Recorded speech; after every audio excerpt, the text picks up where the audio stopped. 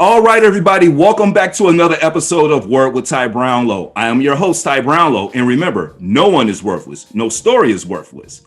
Today, ladies and gentlemen, do I have a very special guest for you. Give you a couple of words about my guest.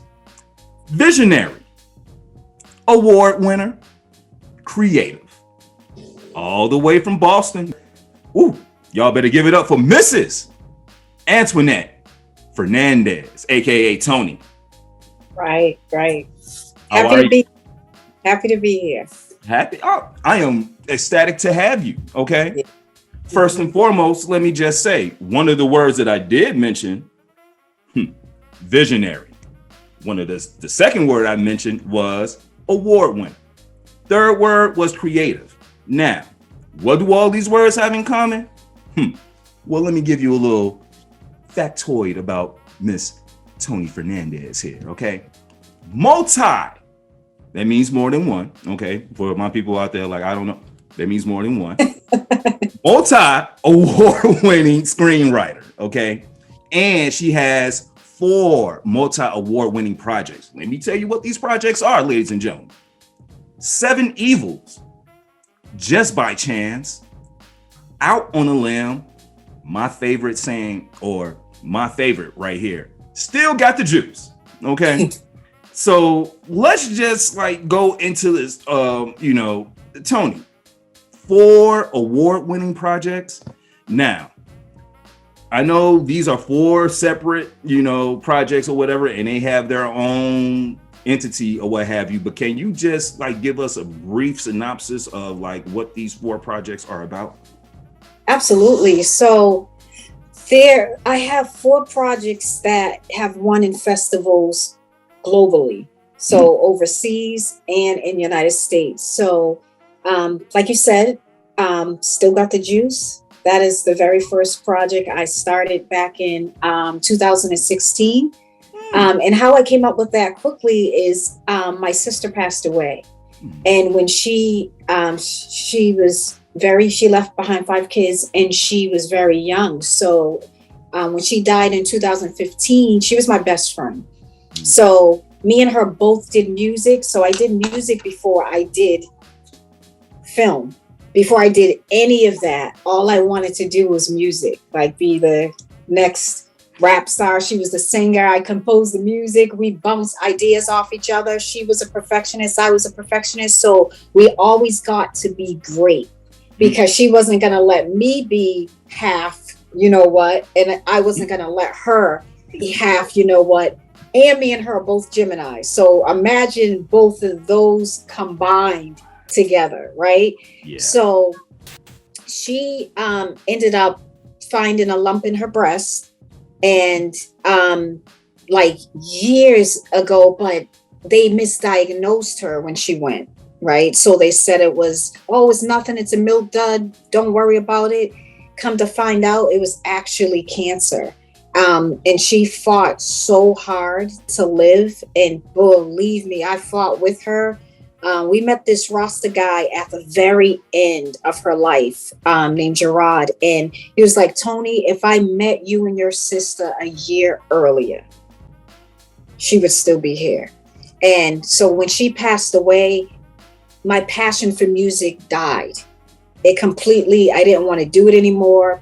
I just couldn't stand the sight of it because everything was her, right? We got excited off her. I won Best Female Rap Artist in 2008, and that was my cheerleader. Like, imagine when I get up there and I'm going to do this. So we bounced off each other. So that wasn't anymore, even though I still have my aunt who passed away 2 years ago, God rest her soul. She was my support system. She's like my second mom. Like, she taught me and my sister how to be great, how to look like a star, how to present yourself, how to make sure what you're writing is meaningful and people can relate to it. So basically what happened when my sister died, for years, even before my sister died, my aunt would say to me, Toni, I know you want to do music, but I really think you should just turn your lyrics into a film. write about them in detail, but they would either be funny or they did not. I tried to do script writing, turn your songs into a film. And I was so angry with her because I just won an award for music. And I'm like, why are you trying to deter me from that? Long story short, do you know how the saying when they say what you're supposed to do, if you ignore it, you're going to be forced to do it. All right. Mm-hmm. So for years, I ignored my aunt. I was like, no, I'm not doing it. I was like, I don't know why you're trying to make me stop doing music. That's what I want to do. My sister died. My passion for music died. What did I turn to for my healing? Writing. I started off with doing small music videos, like writing the treatments for local singers and local rappers. And I started to get a buzz from that. Like, you got to meet this girl named Toni. She's a dope writer. Look at the treatment she wrote. Then I started filming it. Then I got a buzz from that. So that's how I started getting into filming. And I remember I was still in that slump of being depressed because my sister died. And this guy, Big, he was friends with my sister. He did all her music. He introduced me to this guy named Mikey, who everybody knows in town, right? And he didn't know me from a hole in a wall. And you know how usually when you meet guys, sometimes they're looking for something other than being your friend? Yep. Well, he wasn't. None of them were. They were just, people are sent to you for a reason, right? So he just would talk to me. It's like, Toni, used to have the juice. And that made me cry like crazy, like, okay, like, what is he trying to tell me, right? So I came back maybe a week or two later and I said, you know what? I still got the juice. And I said, you know what else? I wrote this film called Still Got the Juice. And I started casting people for it. Nobody believed I wrote it because of how deep it was. People were just sitting there like, you really wrote this? You really wrote this? And I'm like, yes, I wrote it. Do you want me to write something right now so you can see that this is me? Right. And the rest is history. Then I took my project to New York at the Hip Hop Film Festival in New York. Okay. And I met C.R. Capers and she believed in me. And for 3 years straight, she taught me the ropes of how to be a better writer, how to be a better director. And I took what she taught me and I just kept implementing it and taking more classes of writing to get to where I am. So Still Got the Juice is about losing yourself and finding your way, but it's also fun because it's based in the late 90s. So you get to wear the clothes and the music and you get to experience your upbringing, right? So everything starts from home, how we're raised. If we're not in a good household, where do we go? We go outside, right? We go outside and whoever influences us outside, that becomes our upbringing, right? Yeah. So that's what we dig deep into with these episodes. It's young kids. Either they're listening to their parents or they're not listening to their parents. So you got the fun, what kids go through as teenagers, the rejection they get as teenagers when they're in school, how they're trying to fit in. The difference between it all is we're giving you different cultures. Okay. So my family, I'm born in America, but my family comes from an island called Cape Verde. Is off the coast of Africa. Okay. So it's African mixed with Portuguese. So growing up, my family was strict. Like, I think more strict than any culture I've ever met in my life. So basically, to shorten it, those are where my stories came from. Okay. So all the scary stuff my aunt would tell us that my grandmother would do, and that's how Seven Evils came up. Okay. So Still Got the Juice. I took from it my upbringing and who I would meet in their upbringing and different cultures. And I put them all together to create these 4 families and how they raise their kids. Okay. So, and how do they all relate? How are they all connected? Right. So we have our Black family, right? So we have them as their culture is Jamaican, obviously. But we also have our Spanish culture, right? we have our Italian culture, and then we have our Chinese culture. All right. So we're bringing everything together. So you get to see how everyone is raised in their culture and how they unite. All right. So anybody can still have the juice. It doesn't have to be just, when you hear the name Still Got the Juice, you think urban already. It is. Right. But there's a lot of people in the urban community. It's not just Black people. That's true. You look around, there's white in the communities, there's Spanish in the community, there's Indians there's everything in different communities that we call urban. That's true. So that's what we're introducing to the world, is that type of fun in the 90s, but that upbringing during that time, because we're all raised differently. And how do we turn out? What's the resolution? What's the obstacles? What's the goals of that individual, of the parent? They could live in a perfect home. They have everything. Their parents give them everything, but they're still depressed. But why? You know what I mean? Or they don't have everything and they're happy. And people are looking at them like, but you live there and nothing's bothering you. It's how you're raised, right? So we're in a household, but we don't have everything. But it feels like we have everything because that's the love we get from our family. Yep. We're going to project that same energy onto you. And we're going to carry that through our adulthood because that's how we were brought up. Okay. The other end would Still Got the Juice. If you're not brought up in a great household and you resent that, how do you think your life is going to turn out? You're going to resent other people. So my aunt always taught me, because my childhood was tough.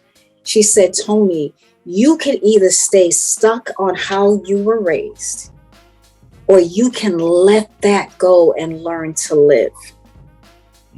You understand what I'm saying? So those are the type of stories I'm bringing to Still Got the Juice. So you're going to have your fun, your grown and sexy, and you get in trouble because you're not supposed to be doing stuff when your parents aren't home in the house, right? So we want to bring those real life stories, but leave you with a message. Okay, that's Still Got the Juice. Just by chance, I love football.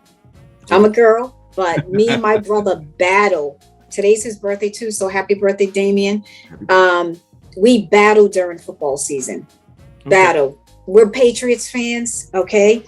Okay. So I got the idea because when I drive to work, I listen to talk radio because that's how I learn how to get dialogue for my characters, okay? So to do my research, I listen to sports radio. And you know how it is, you're a guy. Yeah. When you get into sports and your favorite team is losing and the other person is like, your quarterback sucked, you this and that. Oh yeah. I got the story from our team losing our player to another team. So the guy is a die-hard sports fan. Yeah. His favorite player on the team leaves. Oh yeah. Okay. So not only is he distraught, and he bought all 20 years of memorabilia from this one player. Wow. Okay. So it's a comedy. And they're in the middle of COVID. It's just the start of COVID. So his wife is pregnant of 2 years. Okay, so he's ignoring her. He's telling her, this guy is our savior. You don't know what you're talking about. He's everything. You just don't. It's a sports fan. All right. So to make a long story short, he gets depressed because this guy has left. Okay. All right. Mind you, everything is shutting down. His boss is about to shut down their workplace. And he's like, hey, let me run it. I know how to do this. We've been doing this for years. Long story short, his boss is dying, but doesn't tell him. But he leaves the business to this guy. All right. Because he always looked at this guy as a son because he never had kids. So they always play jokes on this guy who loves sports. Would be like, oh, the person's outside waiting for you to take you to the game personally, things like that, just to make it more fun and exciting. And To make a long story short, his boss ends up meeting him. He packs up all his memorabilia of the player. He's disgusted with the player because the player left. He feels betrayed, and he goes to the player's shop to return all the stuff. Okay. His boss meets him there because he was looking. He called the wife to look for the guy. So to make a long story, I keep saying to make a long story short, but it keeps getting longer. But basically, what happens is the boss talks him into keeping it. He says, "Listen, it doesn't mean you have to not follow your player. If you really like the way he played and how good he is, he's going to be good on another team. So follow him there." So that was the meaning behind it. Like, you can love something so much or someone so much, and just because they have to move on doesn't mean it has to be the end of your world. So just by chance, he takes his boss advice and he ends up following the guy on another team and naming his newborn baby after his boss. But it's fun. It's really fun. It's a lot of comedy. I don't know if you know who Paul Rudd is. Yes, I do. He plays in a lot of comedies. That's who I would want to play that role, because he's over the top funny. He's like, but he's our savior. What do you mean? He portrayed us like he really takes sports so serious you want to just punch him. Right? Because it's not that serious. Okay? Yeah. So Out on a Limb is about 4 college students. So, when you go to college, you like to experiment. People get a little freak on. And when you do, whatever you're into, it can get you into a dangerous situation if you're playing with people's feelings. Very true. Okay, so that's what Out on a Limb is about. These 4, 2 siblings and 2 friends. All right, so there's a brother and a sister, and there's 2 other college buddies. They end up hooking up. Okay, so one ends up falling for one guy. But this one guy, he's just playing the field with everyone. And at the end, it gets deadly. Because like I said, when you play with people's feelings, when they're involved and they're that deeply involved, it can cost you your life sometimes. Yeah. And so this guy is going out on a limb to tell this person, without giving it away, how he's feeling about another person, and that person doesn't want to hear it because that person in the beginning didn't want him. But now that he wants that person can't live without him. So he went out on a limb to confess that, yes, I am in love with this person, and that person couldn't handle it. Wow. So it's wild. All right. So the Just by Chance and Out on a Limb, those are short films, still got the juices of series. And now we'll get to 7 Evils. So 7 Evils is a horror. Okay. Remember how I told you my aunt used to tell us some scary ass stories about my grandmother. Okay. So as you know, different cultures, sometimes they play with magic. Okay. And it can be very dangerous when you open the wrong door. So what I did is I took some truth and I added some fiction. So the young kid, he has to overcome his deepest fear to save an entire town. Wow. Okay. So as I mentioned, it's a horror. It entails black magic, but it also entails what happens when you play around with that. What are the consequences from that? All right. So my deepest fear is horror. I don't play with Ouija boards. I'm scared of things like that. But to write this story, I have to have my Bible out and make sure. Right. I'm like, okay, I'm going to write this scene, but I'm just going to read this real quick. So I'm not opening any doors, because you have to research. Yes, you do. What you're writing about. And even though I know a lot of people who play with that, and I would try to say, don't do that because you're opening a door. I've seen people get sick from things like that, right?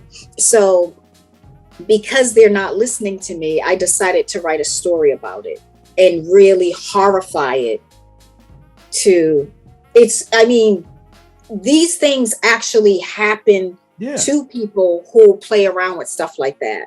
But what I was trying to do was to create a story of awareness. Like if this is a series, so mind you, some of it's not going to be true. That happens, like the gore and stuff like that. Right. But I just wanted to do a shock value with Seven Evils when you play around with black magic. These are the things that can happen, because sometimes people think playing with tarot, it's innocent. Oh, I'm just doing it so I can manifest things good in my life. But if you're doing it the wrong way, you're opening something you don't want to invite in your home. That's right.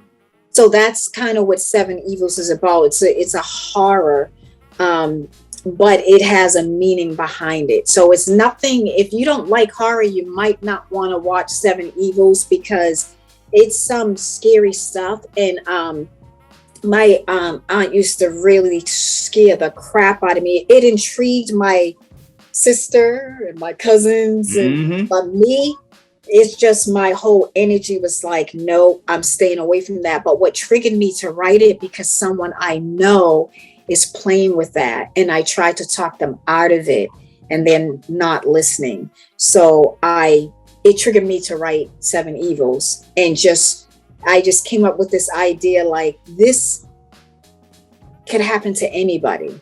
That's right? But what I did is I used the cards as a way of it attaching itself to whoever pulled it. All right. So it gets deep. It gets really deep. But the moral of the story is the little boy has to overcome his fear, like I have, of things like that, to be able to save his family and the entire town. You know, let me just say this. I've been sitting here and I've been listening to you describe every last project. And my mind, first of all, I'm just like floored, because, you know, just the way, I know writing takes time. Right. Okay. Like, writing takes time. It doesn't matter. Seriously, it doesn't matter if it's a short or like a feature film. Writing takes time. Dialogue takes time. Yeah, my shorts are like 30 pages. They're not 10 pages. Right. Because I'm a writer. So, yeah. And so, to that point, you know, you really have to, man, it's about dialogue. It's about great dialogue. And as you said, you know, if like the inspiration comes from some of these things that you're constantly doing, like sports talk radio.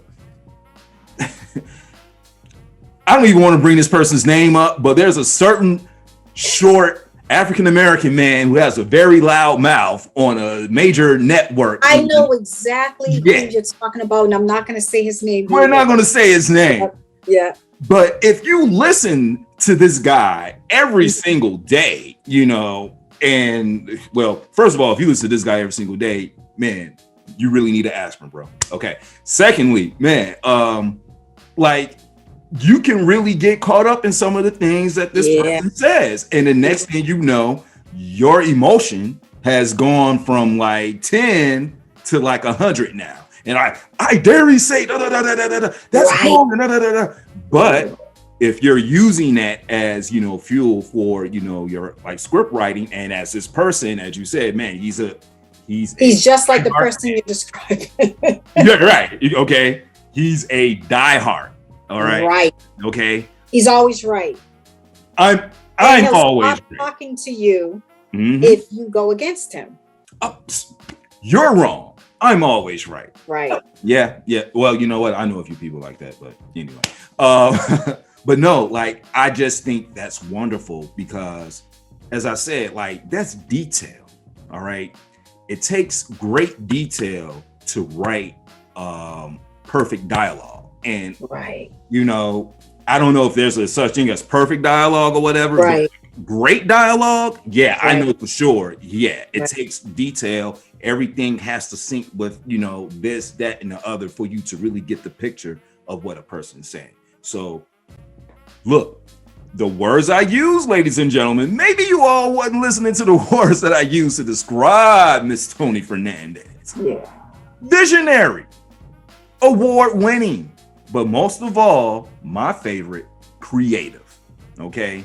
Because it takes that energy. It takes that creative energy. It takes those juices. Still got the juice.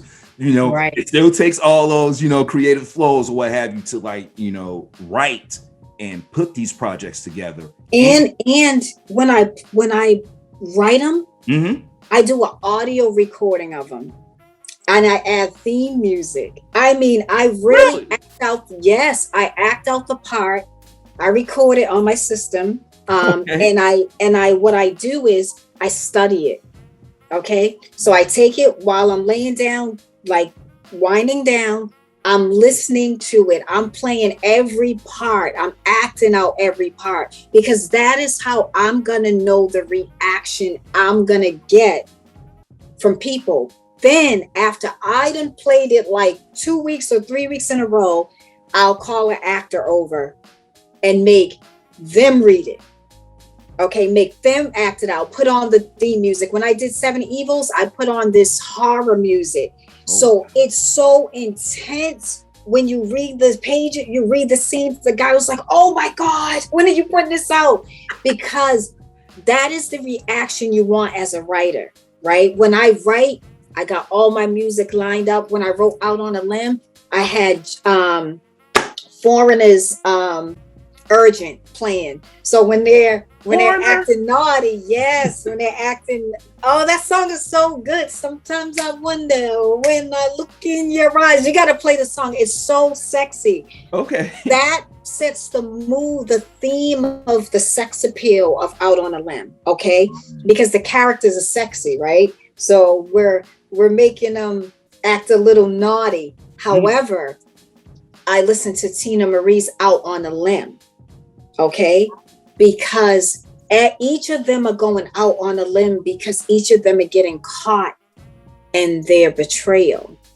All right, right. So with Just by Chance, I did just listen to a lot of sports commentators, like you said, ESPN, all that sports radio, so I can get the dialogue. I can get that emotion. When I get upset when my brother jinxed the team because they just missed a field goal. Oh, they lost and the quarter's not even over. This is the first quarter. And it's like, I would get up and leave. Like, I'm going to go watch this at home because I can't watch the game with you. All right. So that was my process with Just by Chance. Right. With Still Got the Juice is all 90s music. Every R&B, hip hop,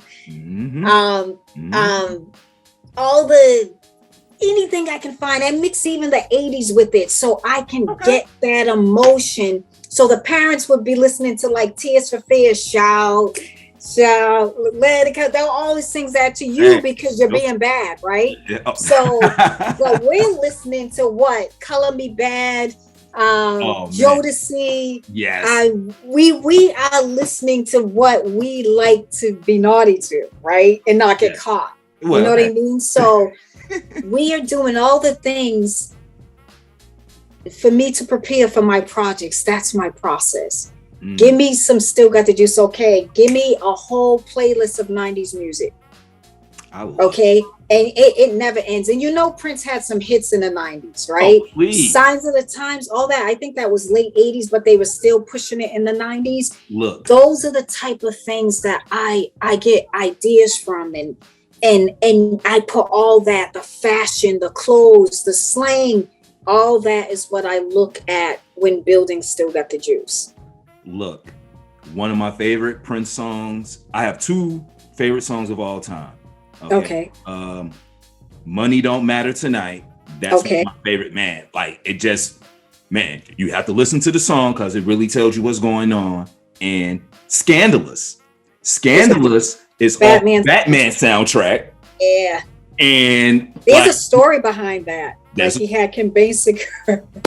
Okay. My aunt was a huge Prince fan. She took me to a Prince concert. We sat at the front row. Yeah. Man, he's Yeah. amazing. He's Oh, amazing. yeah.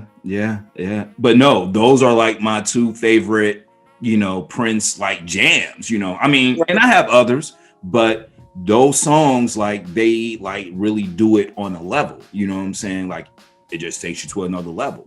So My favorite Prince song would be "She's Always in My Hair" because it reminds me of my aunt, how she just never let up on me.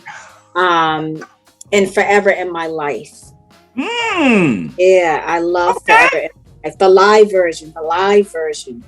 Mm, Um, I feel like now that my sister and my aunt are gone, my mhm. aunt died 2 years ago. My sister died 5 years ago. They were my rocks.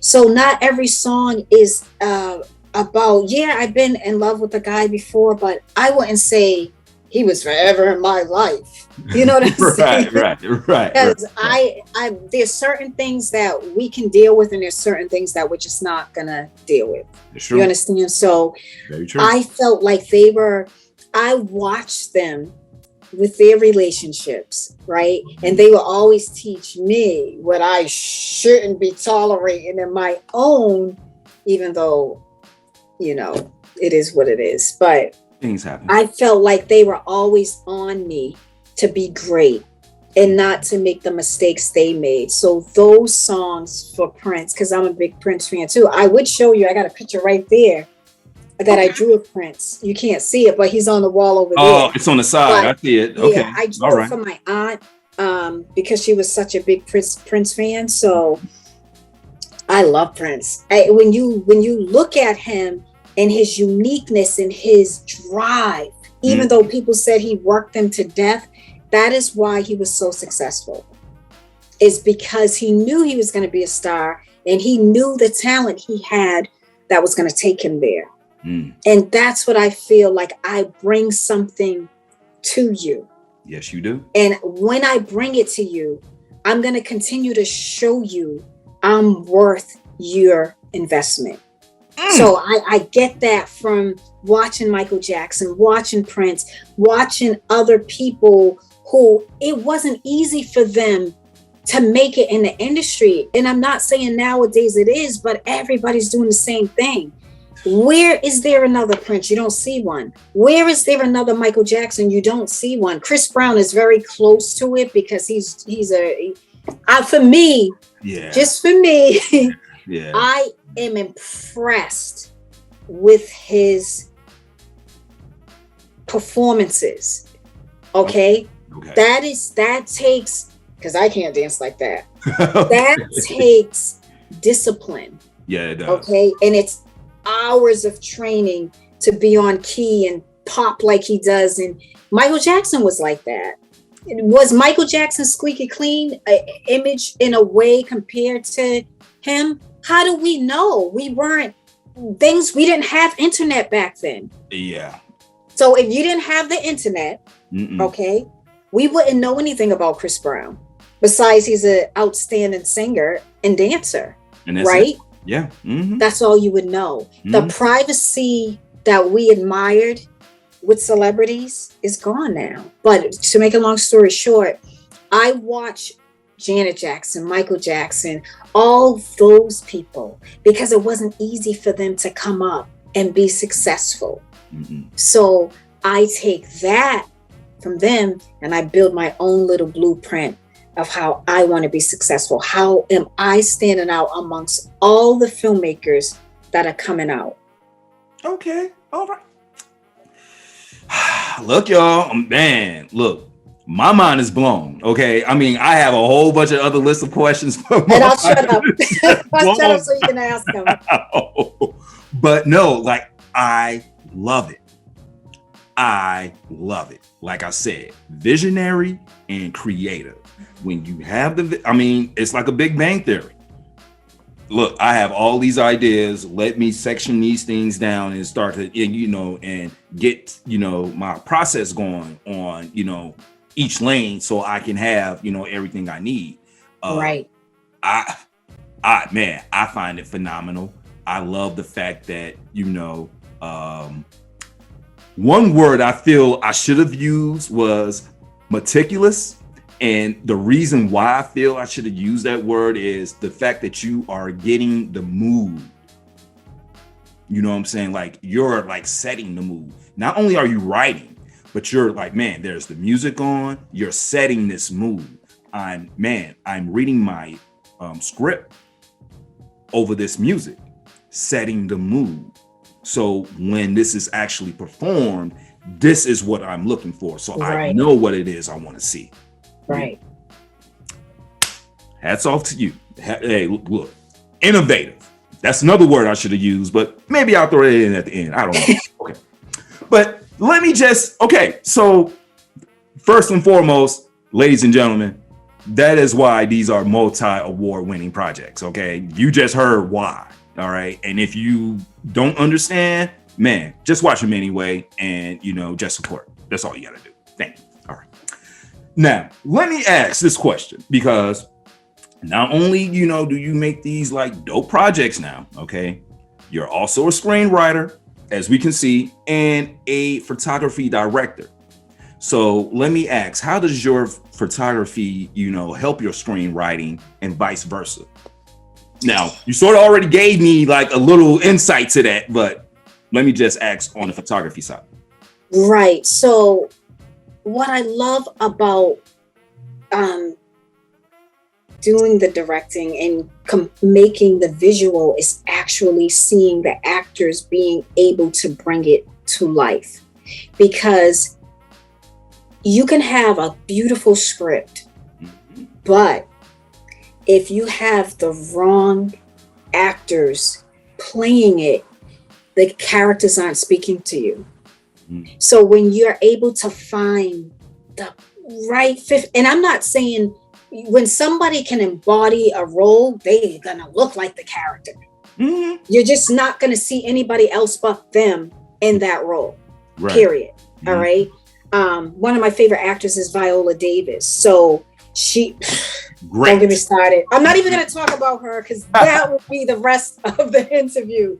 So she embodies every role she plays. Okay. So when I write, I love giving people opportunities.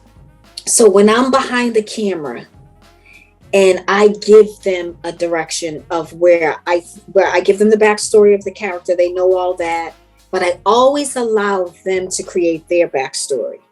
Okay. So I gave you the backstory. So I gave you, I'm just going to say real quick, you just came from the gym, you walk in the house, your mother just blew up on you. I need your response coming in. Okay. You, right. So what's so beautiful is when you can give me even more than what I asked you to direct, because I also edit. So when I go home and you give me an awesome performance, it's going to bring out the writing, and it's going to help me add those little effects that I need to add to bring that emotion. So if it's super emotional, I'm going to have a close-up shot of you, because I want the people that's looking at your performance to feel your pain. All right. What do you always do? What does that character always do? You're nodding your head. That's something he might do all the time. So I'm going to make that something that it stands out all the time. That's a gesture you always use. That's what is Johnny doing? Like every time he talks, he's doing this. Yeah. Right. So you have to have memorable moments to stand out as a director. Okay. And believable moments. So you're not going to believe me if I'm making somebody walk around with a toothbrush all the time outside. Who does that? Right? I'm going to have to convince you that's believable. All right. How do I start to make you think that's believable? Right. He might have halitosis and just carries a toothbrush around with him all the time. And he's so self-conscious that he just acts like he's sticking that in his mouth, but he got a little bit of toothpaste on it just to have it. Right.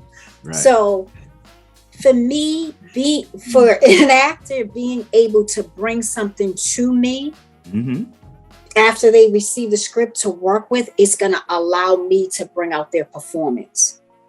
It's going to allow me to be able to make them shine, but also make my work shine. So we're working as a team. I love the word team, and I like team because we're all shining together versus it's just Toni. Toni made that happen. No, we all made it happen. Yes. I wrote a nice script. I casted you all because I'm confident that you can play these roles. And once you get that puzzle and you piece it together and everybody's on the same page of the vision you want, there's nothing like it. Writing it, directing it, and seeing the reaction from other people from it. That's awesome. Man, that's beautiful. Like, I mean, it sounds so poetic almost in a sense, you know, like, okay. I mean, do you do any film yourself? A little bit. Okay. I'm going to say my wife shot her first film earlier this year in a snowstorm. And yeah, I've done theater in the past, so I have a theater background. I'm not shy in being in front of the camera or on stage. Okay. So I get exactly what you're saying. It's a beautiful feeling. Oh yeah. Mind you, I am open to other directors directing also, because I do believe, even though I know my vision, if someone comes in and their vision is very similar to mine and it pops just as much as mine and it's just beautiful, I'm open to that.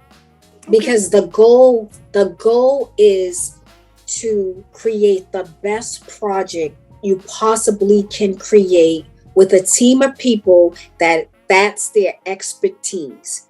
Because if I'm hiring people just to hire them, just to build a team, but that's not their expertise, I have a terrible project. Right? So yes. I try to work with people and I learn from people. I know a lot of directors, amazing directors. So, I pick their brain. Of course. Like, what do you do with this? What do you do with that? And I get to see their work and it makes me go back. And I watch a lot of movies. It makes me go back and say, that's how they did that. Okay, well, I'm going to switch it and do it this way. So they can ask me, how did I do that? You understand what I'm saying? So I like a challenge. So someone can come learn from me. That's right. Well, but as you said, isn't that the overall goal? Like, finding people to put out the best product possible. So those who you learn from, right, in return, learn from you, because in the end, it is your project. Right. This is your baby. This is what, man, look here.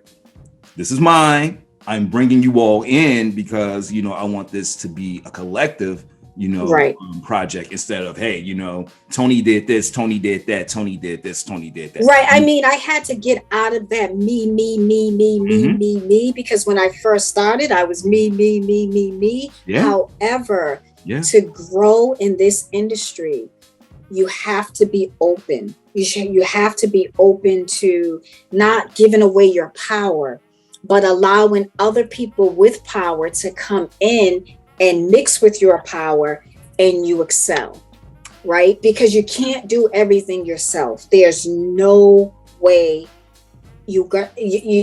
somebody has to help you. Because something is gonna lack. If you're doing everything, you're not gonna have time to focus on what needs to really be focused on. And that's creating a good story, directing it, but also who's running the cast, who's doing this, who's doing that. If you're doing everything, then everybody's getting attached to you. Now they feel obligated that you should be doing everything for them because they know you. No. I made that mistake before. So I had to learn, as I said, it's not just about me.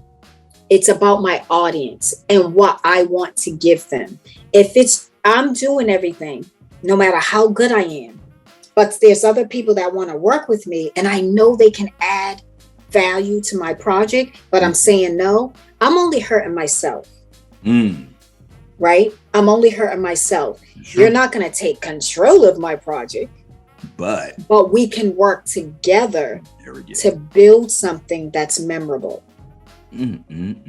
I I love it. I love it. Like, I just love the whole creative process, you know, because it's a collective at the end. Right. And we're doing this all together.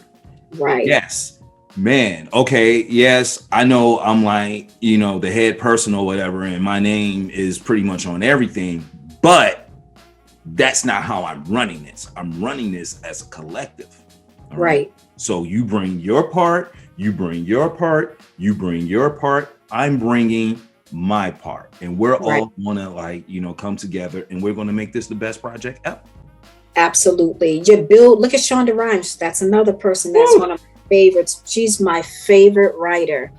She has, obviously, Viola Davis. How to Get Away with Murder. Right. She had Scandals. What is it? Bridgerton on Netflix. Yep. Great. She's just, and that's what I love about her. She can write anything. Mm-hmm. When you're a writer, so that's for me. Yeah. I challenged myself with horror and Seven Evils. I won 64 awards in 6 months. Okay. Wow. Seven Evils alone has almost 20 awards. Out on a Limb has over 20 awards.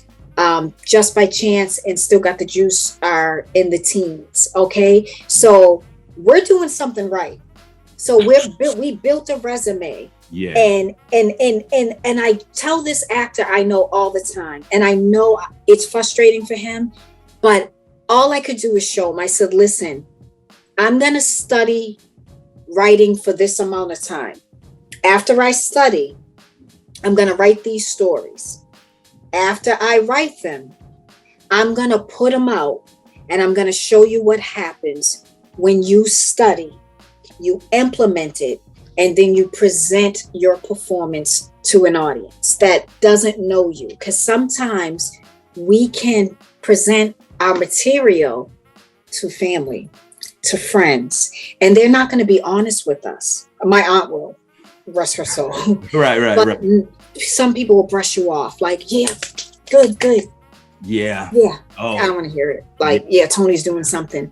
But if you send it to people who don't know you, you got to get that rejection, or you're going to get that love, and that's going to build you. I remember when I first got rejected, it wasn't a bad rejection. The film festival wrote me and said, hey, this is an amazing story. This is what I need you to do. When you do this, send it back to me. When I sent it back, and they was like, that's what I'm talking about. Keep doing that and watch what happens with your work. They never lied. I started winning after that. After I resubmitted it, I placed as a quarterfinalist. All right. So I got rejected the first time. Okay. They told me to rewrite it, send it back to them so they can see and I placed as a quarterfinalist. Then they wrote me back like, I'm very proud of you. Keep doing this, and you are going to start winning. And I started winning when I took their advice. So you're never too good to keep learning, to keep studying. That's all I try to tell actors and other filmmakers that are trying to get into the industry. Don't think you know everything. Don't. Because you're going to hang yourself with a rope by doing that, because you're going to make people think you're difficult to work with because you think you know everything. So it's always good to learn from other great filmmakers that are better than you, but also study on your own. So when you come back to them, and you start talking to them like, hey, you've been doing your homework. Right. That's what you want. That's going to make you feel good because you're growing and you're not staying stagnant. So I love it. That's my little example that I use for people that I see their potential, but I see they're a little bit lazy because they may think their look is going to get them in the door. But it isn't. Your looks fade. Your looks are going to fade. What's left? What performance are you leaving your audience with? Right? That's my mojo. What did I leave you with after I spoke to you today? You understand what I'm saying? Like, I just feel like when I meet you and you meet me, we're going to have a first impression of each other. And I don't want your first impression to be like calling Tammy, like, listen, don't ever book her on my show again. Right. No, I'm just using that as right. For me, it doesn't matter if you're having a bad day. First impressions are everything. Yes, I do believe in second chances, but if you have a pattern of not wanting to excel, I'm going to lose interest in wanting to work with you. Ooh. Because if we're all of us are in the books. Oh yeah. On YouTube, we're doing everything to make each of us better, but you're not. We have to definitely have that discussion of you're not adding value to the team. We can't all be making the soup, adding all the ingredients, and this one is over there like, yeah, this is going to be good. This is going to be good. Right. And you're not throwing anything in the pot. No. Because when it's time for everybody to recoup what they put in, you're going to be upset because you're sitting there like, and we're like, my bowl is empty. Right. So I think it's all about teamwork. It's getting rid of the me attitude, but still maintaining your control of your project. Okay. Oh, she said the magic word, ladies and gentlemen, control. And control of your project. Now, see, you just come on now. I'm gonna ask this question to you now. Okay. In your opinion, let me ask, why do you feel it's important for black and brown women, to have creative control when it comes to filming and writing their projects? We write from the heart, right? Well, I know I do. Right. So that piece of energy that's coming from you is going on to the paper. It's going on to the visual. No one can duplicate that. You understand what I'm saying? So if I'm handing you my project and you come back to me and say, here, this is what we're going to do, and it's nothing like what I envision, I'm going to lose interest very quickly, because if you're not willing to work somewhat of my vision in, right, it's going to be impossible for me to chew on it. I don't think any amount of money in the world is worth giving up what you blood, sweat, and tears came up with. And I think that's the difference of knowing, do you want to be in this to be famous and rich? Or are you in this because you have a story? You have stories in you that you want to put out to telepathically connect with people, right? So I always say I know what I'm in this for. So if someone came to me with $10 million, I'm not going to be stupid. Oh, you're right. Hey, I'm going to give you $10 million. I like this, I like that, but I'm going to switch this around. I'm going to really look at that. You understand what I'm saying? I'm going to really look at it and see, can I work with that or can I not work with that? Can I bend a little and I still have some type of writing credit or I have created by? If I can have that, we got a deal. But if it's like nothing, boom, bam, we just want to do the whole thing over, I would have to really sleep on that. Well, that's funny because a lot of creatives, and especially creatives of color, are in that position sometimes when they take these, jobs, or they take these projects at these, major networks, or film companies or what have you, you know. They go in with the idea, hey, I'm going to make something, so profound, so earth shattering, so this, that, and the other. You go in with that, but you don't come out with that. You come out with something totally different because, as you said, man, you have to make an executive decision. Here's $10 million, Toni. Let us have this. Right. But here's the other thing. You should always have more than one project, because at the end of the day, something that's your baby that you want to be the first thing to blow up is not going to be the first thing that blows up half of the time. So you want to always have a backup. I have this, I have this, I have this, I have this, I have this. Whichever one gets picked up, we're going to roll with. And then I'm going to bring that, my baby, front and center. That's right. You understand what I'm saying? So you always want to have yourself with multiple things you can present to a major network or whoever's interested in you, so they can say, oh wait, I really like that. Okay, they like that one. You understand what I'm saying? They may want to switch this one all around, but they really love this one. So you kind of want to have things to gamble with a little bit. Okay. You're not gambling your life away, but if you're constantly writing and creating projects, you're not going to be as disappointed if you only have one project and you're trying to shop it. And then finally they say, yes, but we want to change all of this. And you don't have anything else that you wrote. You know what I mean? Because someone's mind can always change when they see that you have all this other stuff. Like, wait a minute, you wrote that and that and that. Okay, we can work with her because this girl can write. So the best advice that someone gave me when I was living in LA. Okay. They told me, verbatim out of their own mouth, pretty much what you said. But his words were, man, if you have a movie, write the sequel. And if there's room for like a third part, write that third part, like present all of that. Right. When you are presenting, don't just present the first like part of the movie, like if there's a part 2 and 3, present it all, because you never really know. And everything you just said, pretty much.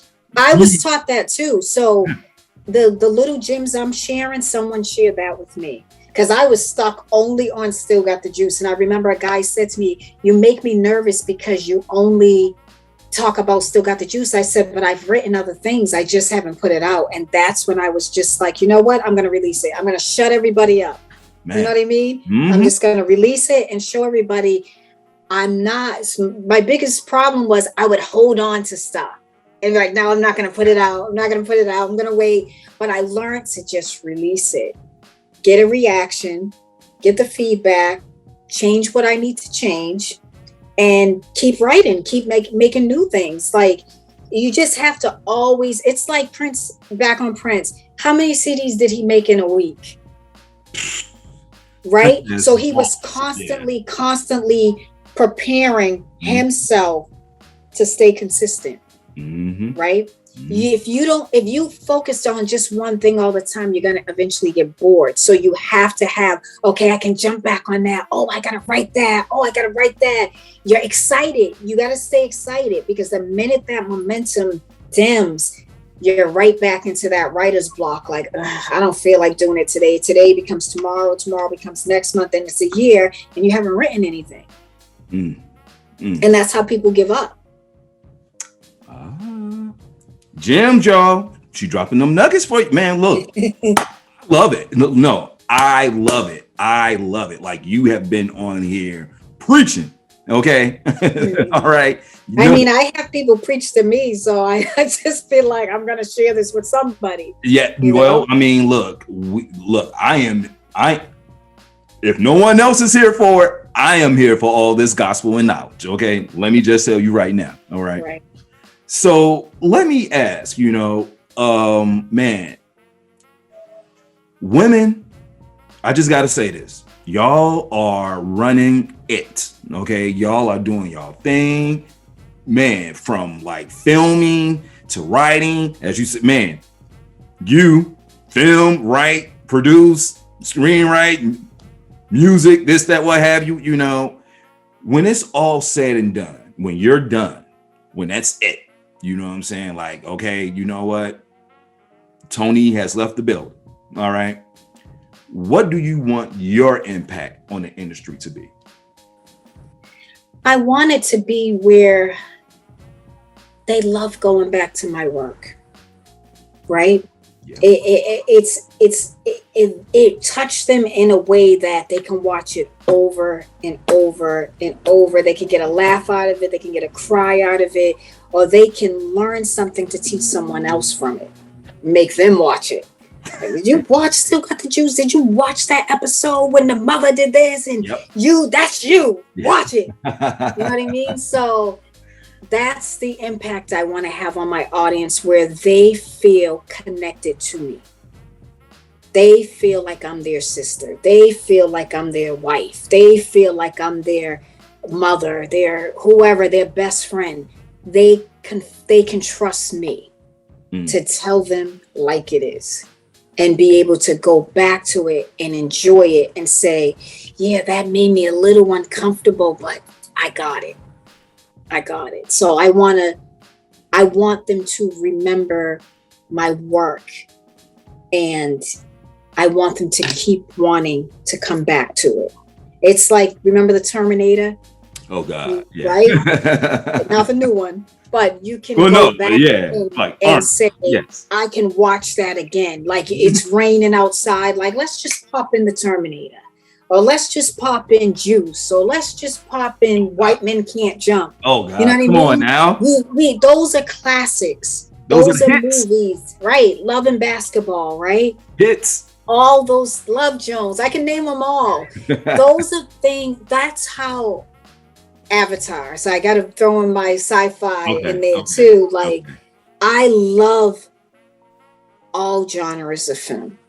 Right? But I want people to remember my films left you with something to remember. Rather it's a little sexy, rather it's out of control behavior from somebody like the sports fan. It's something like, you'll be like, Peter's like that. Just by chance, that's you, Peter. So yeah, I want to leave somebody with me. A piece of me with everybody, so they can say, yeah, damn, that was Toni. Yeah, that was definitely her. They're trying to figure out which part of that is me. You know, all of them. Right? Okay, all of them. Also, what part of it is you? There's a part of in it that made you watch it, again. Like, damn, I felt that. You know, those are the stories I want to create. Rather, they're really funny, really heartbreaking, or scare the living crap out of you. I want you to feel something from it. And I know everybody says that, but I mean something you just keep going back to. Like, I got to watch that again. You know, those movies, like you could see them 30 times and like, it's on? I'm going to watch it. Shh, don't bother me. Look here. Yeah. I am like that about a few movies. We're going to talk about those after this interview is over. I ain't going to let y'all people out there know it. Right. Look. Right. I ain't going to let y'all know. I'm going to let Toni know. Yeah. But so if people want to get in contact with you, if people want to see all these amazing projects you have, how can people get in contact with you? How can they see these projects? So you can definitely, we are going to have visuals, so please be patient and stay tuned. But you can follow everything I'm doing on Instagram, Toni_filmmaker_Fernandez, or you could follow our Still Got the Juice page on Instagram as well at still.got.the.juice, right? Or you could follow me on Facebook under Toni_filmmaker Fernandez, and I post regularly, so you'll get to see everything from me just having fun to me posting some really big things that's coming up. I don't tell everybody everything anymore. I learned to hold back, just show, because sometimes when you let everybody know what you're doing, you got some energies that try to dim it. You know, so we try to keep everything under wrap and just show people what we're doing. And like I said, I appreciate you having me on. Big shouts to Tammy Reese and my, I can't even talk, my PR team, Visionary Minds, PNR Media. I mean, they're really putting in the work for me, and I really, really, really appreciate them. And I appreciate you for having me on as well. Well, no problem at all. Second of all, shout out to Tammy Reese and everybody over there at the Visionary Mind staff, what have you. Shout out to all of y'all. You know, like they put in that work. Okay. She puts in that. I wish I could tell you what's happening next, man. Last night I couldn't sleep. I was up till like, let me just say, I meet some great people in our community and worldwide. And I wish my sister and my aunt was alive to see this. You know, before I had the interview with you today, I cried for like 15 minutes. I was listening to Elton John, I'm Still Standing. I'm still standing. But the lyrics, yeah, all the people who counted me out and never seen my value, I just felt like I arrived. You understand what I'm saying? I arrived, and I don't need to be bitter because they didn't believe in me. No. You know, let me just say, okay, I love those types of feelings, you know, because that's something, seriously, no one's ever going to take that away from you. Ever. Right. No matter what happens, they can't do that. And the fact that, look, this is all homegrown.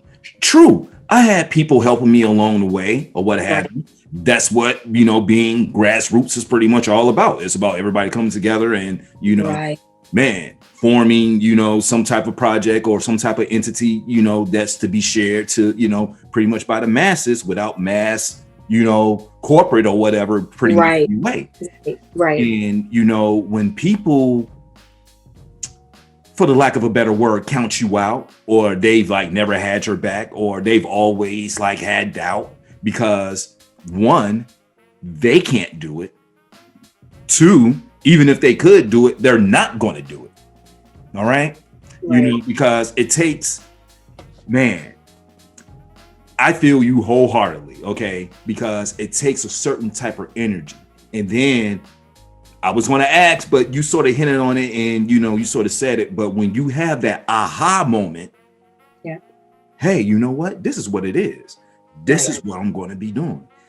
And not only am I going to do this, I'm going to do this and some more, you know. And as you said, that momentum starts to build. Okay. So real quick, as a sidebar, I always talk about how people truly see you. You know, sometimes people see us and they just see us in a certain light that, hey, you know what? Ty's only going to be this. Toni's only going to be that. You know what I'm saying? Like, I don't expect Toni to be anything more than this right here. And that's just their low expectation of you, you know. There's nothing wrong with you. That's just their low expectation because internally they can't get higher than what they are. Right. So if they can't get higher than what they are, then hey, I'm just going to bring the next person down that I know I can bring down.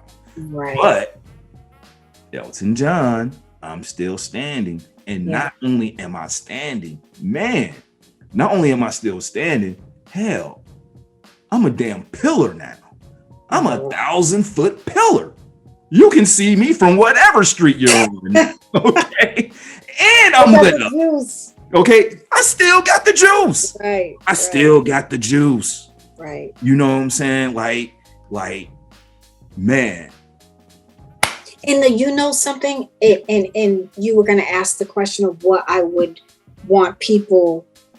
Anybody I meet, I want to be memorable. I want you, when I leave today, you'll sit and think about this interview. You know what I mean? You'll sit and think about me as a person, about who I am. Mm-hmm. Because change behavior is everything. Like I said, I used to be me, because I didn't know any better until I was around the right people to say, hey, Toni, you're dope, but you would be so much better if you just did this. And it takes a lot to be able to still have confidence in yourself, but have confidence also in the person that's trying to guide you to be greater, right? So I became great by all the people that believed in me and showed me how to be better as a person, because when you lose when someone dies that you love, like when my sister first died, I was a monster. Yeah. I despised any and everybody because she died. Yeah. So writing became my therapy. And honestly, Ty, I didn't do this to get recognition. I didn't do this to become anything. I just did it to heal.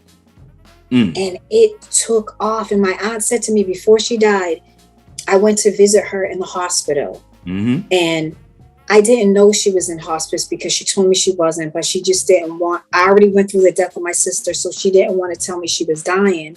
So she said to me, Toni, I've been watching you. You're going to make it. I see you really making it. That was the last word she said to me. Yeah. Yeah. And well, she was right. Yeah. She was right. And, like, that's just how it is sometimes, Toni. Like,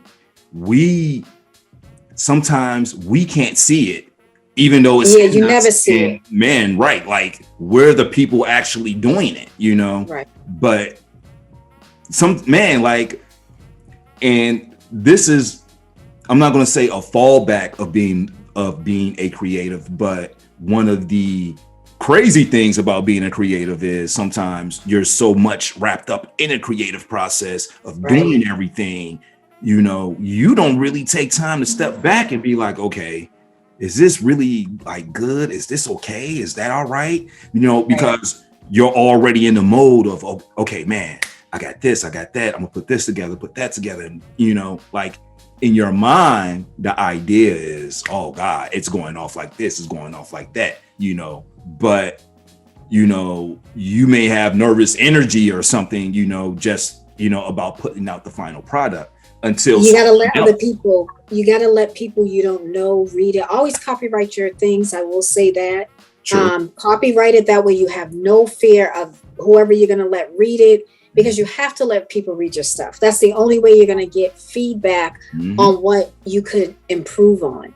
Right. So if I just keep letting my friends read it and they're not really into reading, they're not going to give me their honest feedback. So I need to get other actors who would love to act out the role, or other writers. So they're like, wow. Or they're like, well, I don't see a character saying it like that. So when you said dialogue, it has to be believable. Like how we're talking, it's convincing. We're having a conversation. If we're talking and we're like, yeah, so it was, no one talks like that. Right. No. So you have to be able to let people read your work that can give you honest criticism and you don't hate them after.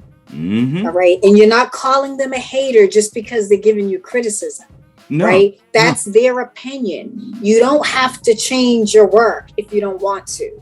But if you feel their advice can make your project better, if you change a little something, you don't have to use what they said. You can get creative again and say, okay, all right, I see what he's saying. I'll do it this way. Send it back. And then they're eventually going to be like, that's even better.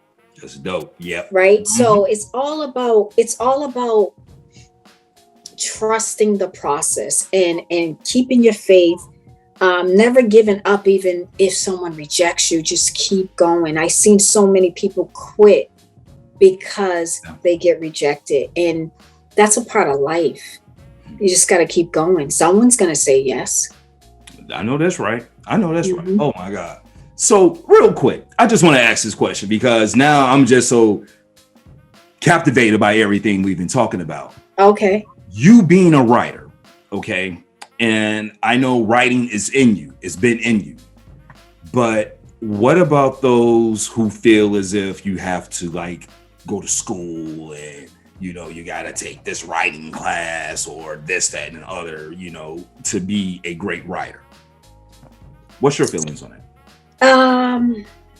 I never went to school.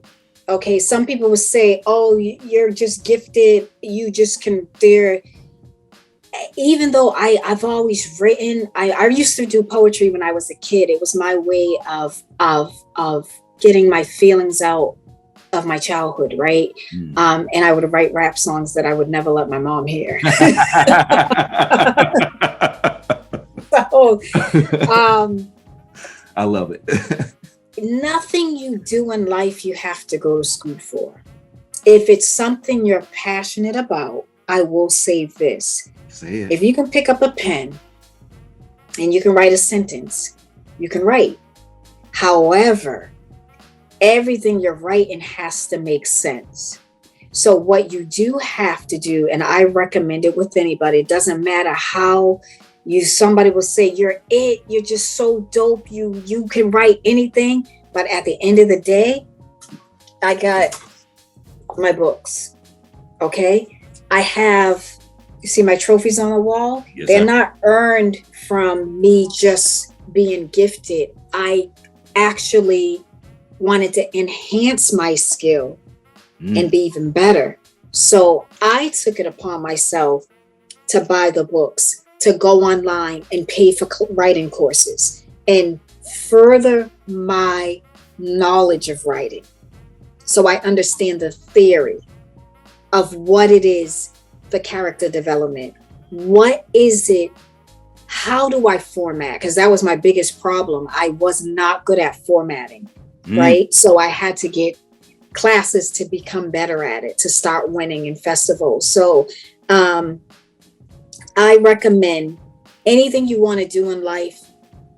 If you know somebody who already does it, pick their brain. If they don't want to give you any information, you got the internet. If you work, take your money, instead of buying a $200 pair of shoes, invest that in a class. You'll never go wrong by doing that. The first investment you make is in yourself. And when you do that, it's like we were saying in the beginning.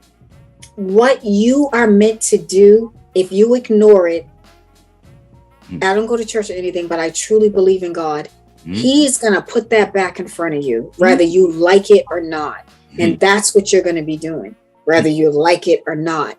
And just allow yourself to grow by not being afraid to sit for an hour and read a book, to sit for an hour and take a class, then implement everything you were taught into your writing. So first, write one draft by yourself without studying anything, right? Leave it there. Next day, you got what you wrote, study what you just did, study how it's supposed to be done. Then go back, write another page of the same thing, but from what you learned, then compare them and see the difference. That's the only way you're going to know to be great. It's like writing a song, right? You got to have the chorus, the verse, the bridge, the chorus again, another verse, and then the song ends. Okay. So you have to learn that. You have to learn how to write it. You have to learn how many bars to write to make it a song. It's not a rap. It's not 16 bars. A song is less than that, right? So if you know the theory of anything that you are interested in doing, I play piano. I never been taught. Okay. I can play by ear, right? So I can go and I hear Moments in Love. My aunt used to always play this song. My mother used to play it over and over and over. And I heard it in house party. They played it in that. My sister got married to that song because she loved that song so much. I learned how to play it. Wow. Right? So it's you can be gifted and self-taught. But when I started to learn how to read the notes, do you know how much better you get? Because now you know what a whole note is. Now you know when you're skipping a beat and you're doing all this, you get better because you learn the theory of it. So again, you don't have to go to school. I didn't go to school, but I had so many people around me that were so good. The only way I felt I could be on their level is by studying. I love it. It's not to pass them. It's to prove to myself and to challenge myself to be great. And I think that's the mistake we make as people.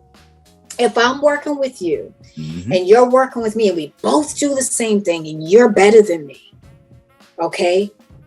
If I put in my mindset, I'm going to pass him, I'm not genuinely allowing myself to be successful because my mindset is in a negative space. So I'm not going to have the same success as you because I am coming from a different energy, right? No two people will have the same success, but I would still have success if I was positive. Right. So I think that's the mistake we make as people. We don't want to share any information. We don't want you in our space. We don't want you. And I don't want to tell you how I did it because then you're going to be competing with me. No, if I think you're good, I'm going to tell you what to do. Mm-hmm. That doesn't mean how you do it is going to end up being the same as I am doing it, right? Because you might add your own little flavor to it and make it something of your own, and you're successful because you took what I taught you and you built something from that. That's what I would love for people to do, but that's not who everyone is. Some people, they say they're inspired by you, but they're really not. They're really competing with you. Yeah. Now, I will say this, I've only been doing this for like 2.5 years. And well, you're good at it. Thank you. And you're energetic, and trust me, my day job is sales and marketing. So you have to have a personality for this, right? Well, let me just say this. Okay. 70s baby. I ain't gonna tell y'all the year. Yeah. But growing up as a child, I had my own TV in my room. Okay. I didn't go to sleep at night. You know what I did at night? Oh, I watched Johnny Carson. Oh, okay. What did you watch? Honeymooners. Oh, I watched Benny Hill. Oh, I watched, I watched TV all day, all night. Of course, I did work and, I did this, that, right. But I always said to myself, if I ever get my own show, this is how I want my show to be. I want to have a little bit of like Carson on there. I want to have a little bit of this on there. I want to have a little bit of, I even want a little bit of Arsenio on there. And I really like Arsenio like that. But I liked it when he had the Wu-Tang Clan on there. But that's a little bit different. But anyway, it was funny. They canceled him though because he had Farrakhan on there. But you know what? Of course, being young at the time, those things you really don't understand until you get older. And now that I'm much older now and I go back and I look at certain things, you know what?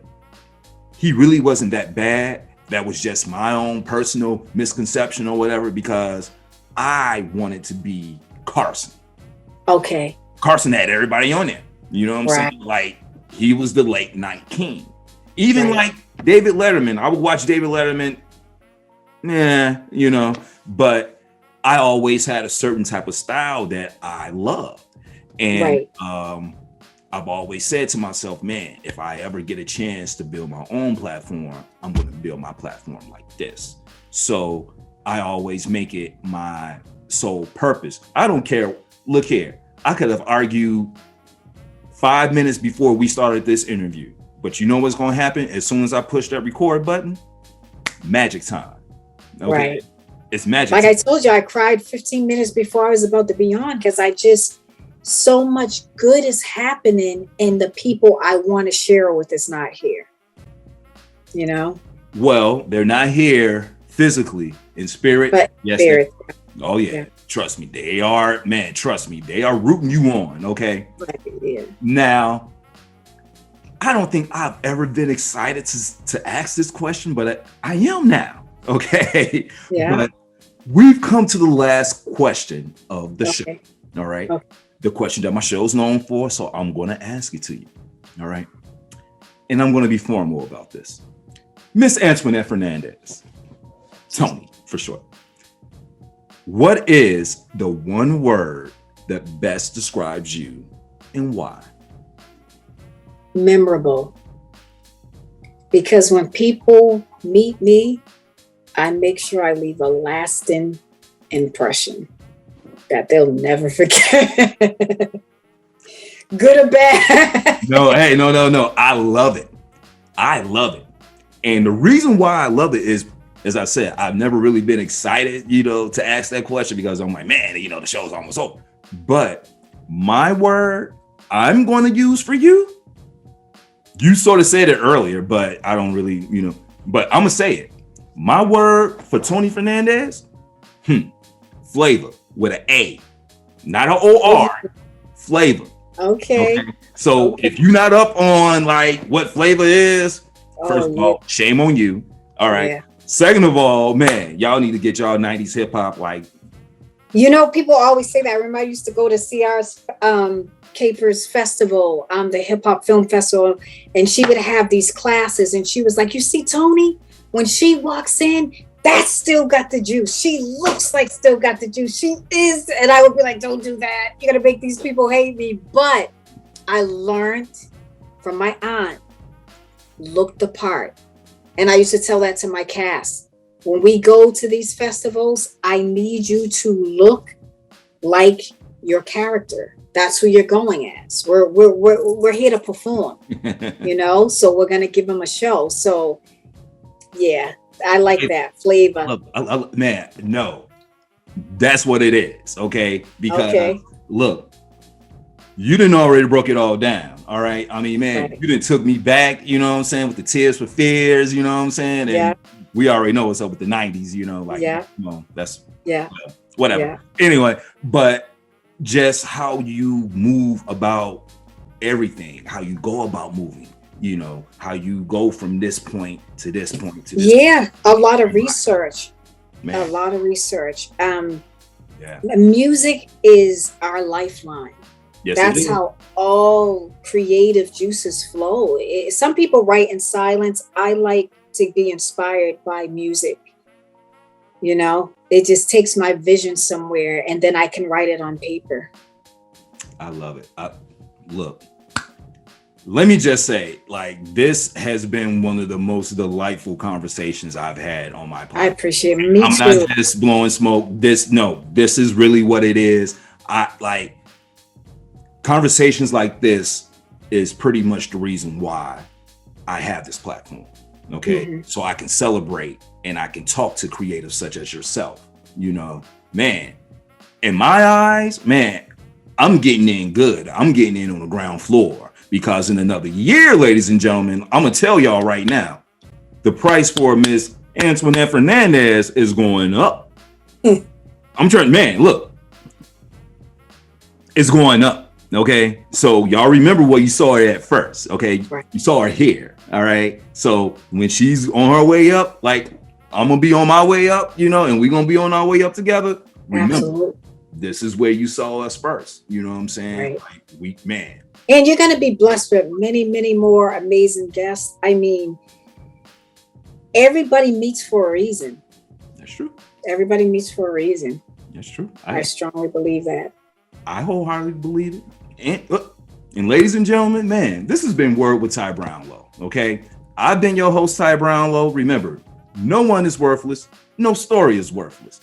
You can follow me all social media platforms at Word with Ty Brownlow, or you can just go to my website, tybrownlow.com.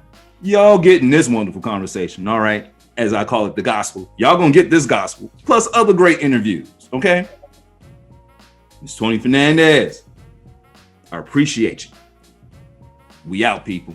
Peace. Yeah.